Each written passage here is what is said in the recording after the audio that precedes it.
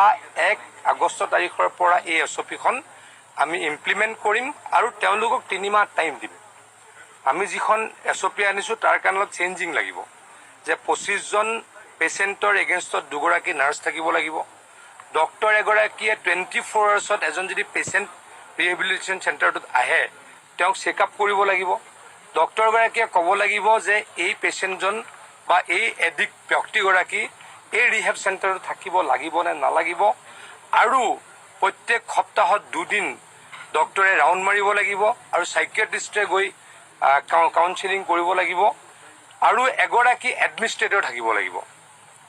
আমাৰ ৰিহেব চেণ্টাৰসমূহ কোনে চলাইছে কোনে চলোৱা নাই সেইটো প্ৰশ্ন থাকে। মালিক এজন আছে, কোনোবা সময়ত নাই, কোনোবা 2জন বাউন্সাৰে চলাই আছে, এইবিলাক অলপ গণ্ডগোলীয়া আছিলে। গতিকে এজন এডমিনিষ্ট্ৰেটৰ থাকিব লাগিব, তেওঁৰ কোৱালিফিকেশ্যন মিনিমাম গ্ৰেজুৱেট হ'ব লাগিব আৰু তেওঁলোকে আমাৰ ডিপাৰ্টমেণ্টত এই গোটেইখিনি নিয়ম নীতি কৰি ৰেজিষ্ট্ৰেশ্যন কৰিব লাগিব আৰু তেতিয়া আমি কাৰোবাক খুলিব দিম, কাৰোবাক খুলিব নিদিওঁ। যোনে ফুলফিল কৰিব পাৰিব তেওঁলোকক খুলিব দিম, যোনে ফুলফিল কৰিব নোৱাৰিব তেওঁলোকক খুলিব নিদিওঁ। মোটামুটিকৈ এটা কথা ক'ব খোজোঁ, মই এই কথাটো তেখেতলোকক অনুৰোধ কৰিছোঁ, ৰিহেব চেণ্টাৰসমূহৰ মালিকসকলক অনুৰোধ কৰিছোঁ যে অন্তত তেখেতলোকৰ ৰিহেব চেণ্টাৰকেইটা চাফা হওক আৰু এটা 200 স্কুৱেৰ ফিটৰ ৰুমত 4টা ল'ৰা বা 4জনী ছোৱালীহে থাকিব পাৰিব, তাতকৈ থাকিব নোৱাৰিব।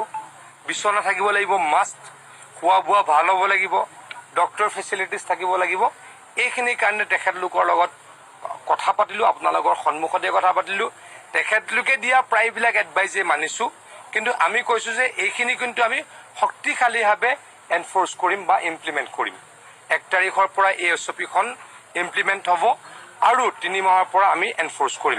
মানে মই কৈছোঁ যে য'ত ডক্টৰ দিব ফেচিলিটিছ দিব নোৱাৰে তেওঁলোকে বন্ধ কৰি দিয়ক। এইটোতো কোনোবা বিজনেছ কৰা অনুষ্ঠান নহয়। কোনোবা এগৰাকী ব্যক্তিয়ে কৈছিল যে গাঁৱত ডক্টৰ পোৱা নাযায়, নহয়, বন্ধ কৰি দিয়ক। এইখন আমি কোনোবা পেচেণ্টক মৰিবলৈ খুলিবলৈ দিব নোৱাৰোঁ।